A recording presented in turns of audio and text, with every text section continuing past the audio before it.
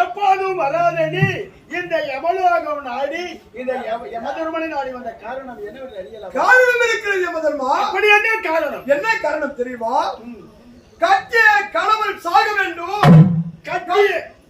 சொல்லு. கட்டிய கணவன் சாக வேண்டும், கள்ளப்புருஷன் நல்லா இருக்க வேண்டும் என்று பூலோகத்திலே ஒரு பெண்மணி உன்னையே துதித்து தபம் செய்து கொண்டிருக்கிறார். கட்டிய கணவன் சாக வேண்டும், கள்ளப்புருஷன் உயிரோடு வாழ வேண்டும் என்று என்னையே நினைத்து தவம் இருக்கிறார். நீதி நேர்மையோடு இருக்கிறாயே. அந்த பெண்மணி கட்டிய கணவன் சாக வேண்டும், கள்ளப்புருஷன் நன்றாக இருக்க வேண்டும் என்று பூலோகத்திலே என்னையே நினைத்து சதா காலமும் பூஜை செய்து கொண்டிருக்கிறார். அப்படி என்றால் அவளுக்கு எவ்வளவு ஆணவம் இருக்கும். சரி, அப்படியா? அந்த காட்சி காட்சிகளில் பூலோகத்தில்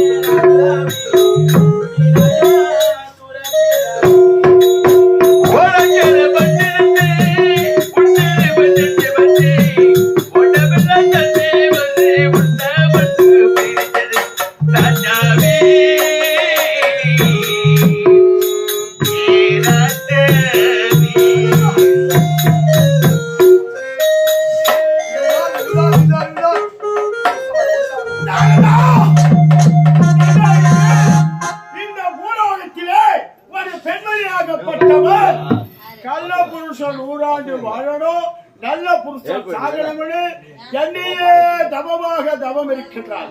அப்பேற்பட்ட பெண்மணி யார் என்று பார்க்கிறேன். அப்பேற்பட்ட பெண்மணி நீதானா? அப்படியானால் இதை மாற்றி அமைக்கிறேன். கள்ள புருஷன் சாக வேண்டும், நல்ல புருஷன் 100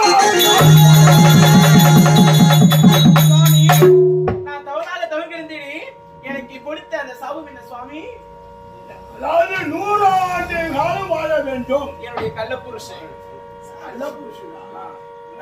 நல்ல புருஷன் சாக வேண்டும். நல்ல புருஷன் 100 ஆண்டு காலம் வாழணும். அப்படியா? என்னை தொட்டு தாலி கட்டிய என்னுடைய கணவர் யார் என்று தெரியுமா? யாரு? இதோ மாண்டு கிடைக்கிறது இந்த பிணம்தான் சுவாமி. அவருடைய வீட்டுக்காரர் 100 வருஷம் வாழணும்னு சொன்னீங்கல்ல, ஒழுங்கு மாதிரி ஒரு உயிர் என்னால் முடியாது. யார் அது? என்னுடைய வேலை என்ன? இந்த பூலோகத்தில் இருக்கக்கூடிய யாரு முதல் எருமக்கரை மாநில ஜென்மங்கள் வரை அனைத்து உயிர்களையும் பிடித்து பாவம் செய்தவர் புண்ணியம் செய்தவர் அவரவருக்கு நான் தண்டனை அளிப்பதை வழியே பிடித்த உயிரை மீண்டும் அவர் உடலிலே மாநிலனுடைய உடலிலே சேர்ப்பதற்கு எனக்கு அதிகாரம் கிடையாது. அப்படியா? இருந்தாலும் நீங்கள் வாங்கி கொடுத்து விட்டீர்கள். நீங்கள் கொடுத்த வாக்கின்படி என்னுடைய கணவருக்கு இப்பொழுதே உயிர் வர வேண்டும். இல்லை என்றால் நீங்கள் இந்த எடுத்து விட்டு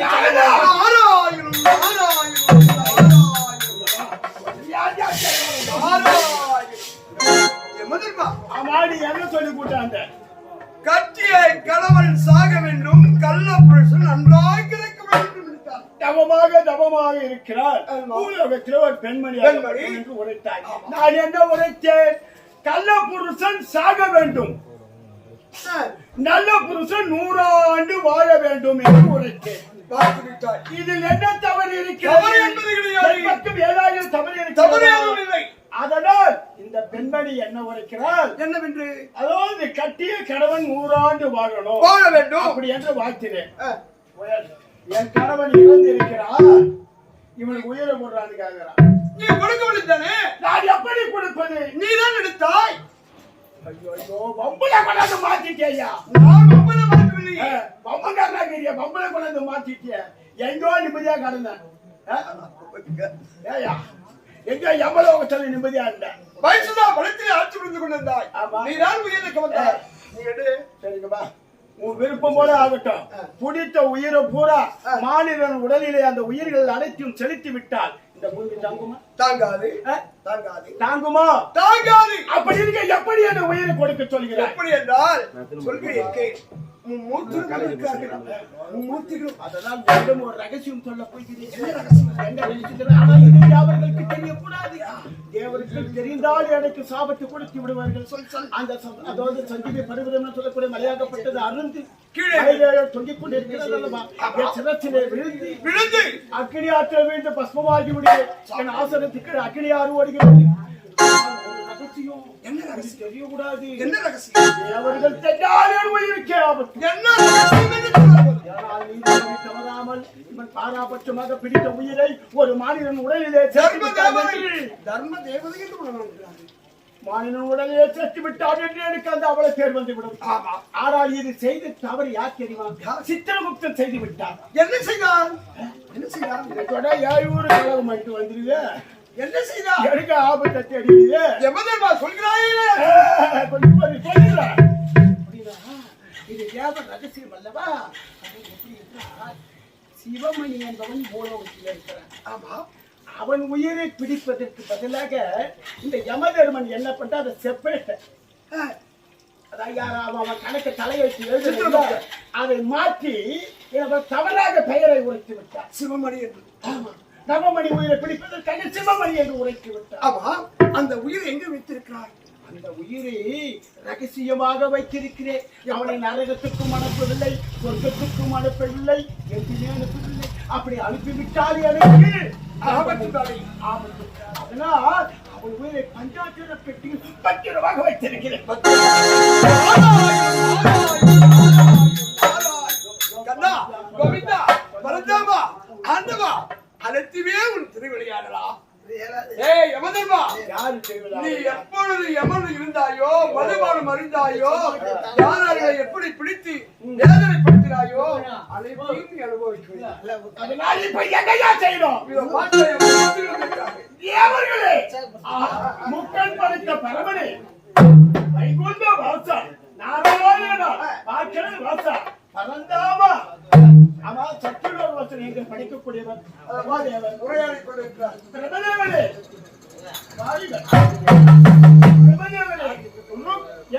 சாபம் அதர்மனம் என்று சொல்லக்கூடிய 4 வேதங்களை கரத்திலே கொண்டு ஒரு பிண்டத்தை பிடித்து பின்புறமாக கை கட்டி அதனுடைய தலையெழுத்தை எழுதி அதை மயிலால் மூடி ஓய்வான இல்லை. நீங்க பண்ண திருவிளையாடல் நாடு என உணர்ந்து மாற்றி விட்டான். இதுக்கு என்னதான் வழி? எவ்வளவு இதற்கு வழி நான் சொல்கிறேன். எப்படி எப்படி என்றால் இதோ பத்மாவதிக்கு என்ன வயது?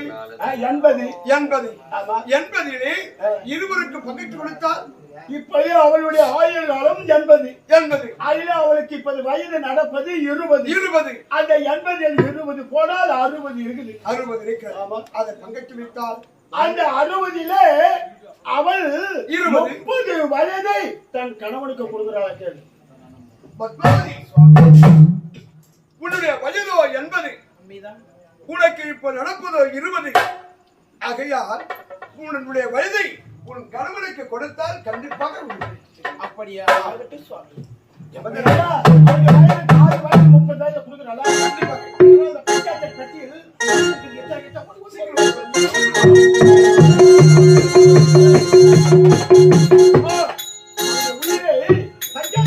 வைத்திருந்தேன் அல்லவா?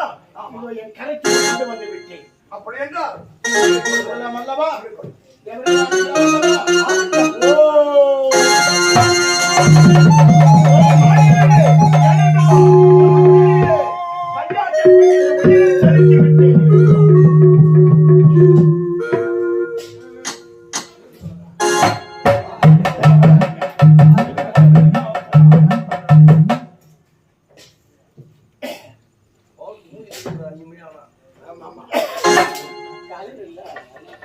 பத்மாவதி, நீ உரைத்த பிரகாரம் பத்திரி பெண்ணாளவள் தன்னுடைய கணவன் உயிரை காக்க வேண்டும் என்று மும்மூர்த்தியை கட்டி அனைத்துமே ஐவராக உனக்கு காட்சி கொடுத்திருக்கிறோம். ஆகையால் நீங்கள் இருவரும் திருமணத்தை முடித்துக் கொள்ளுங்கள். தேவர்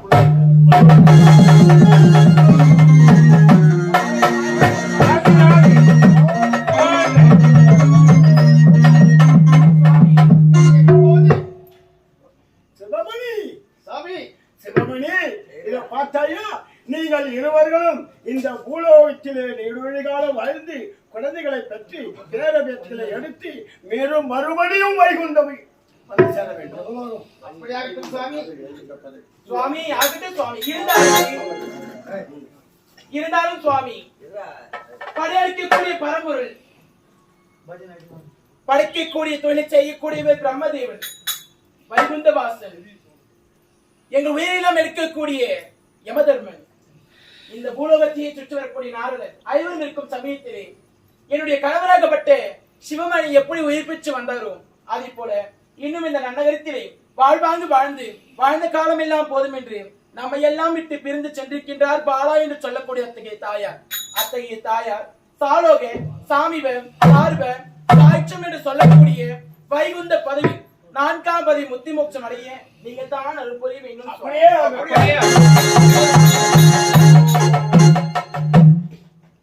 அப்படியே கொடுக்கிறோம் பத்மாவதி.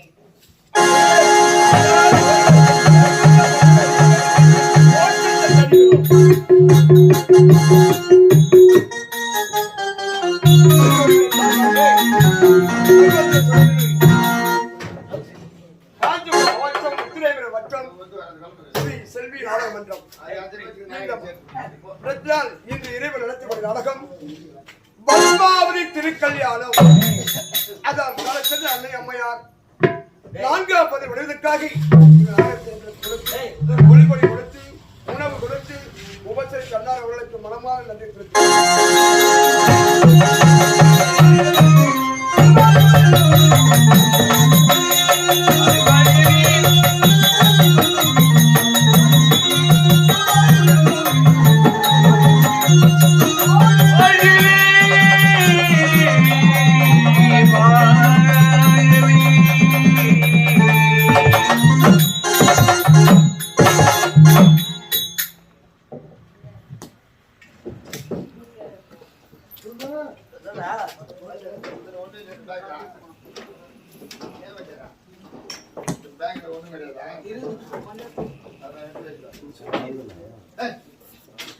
என்ன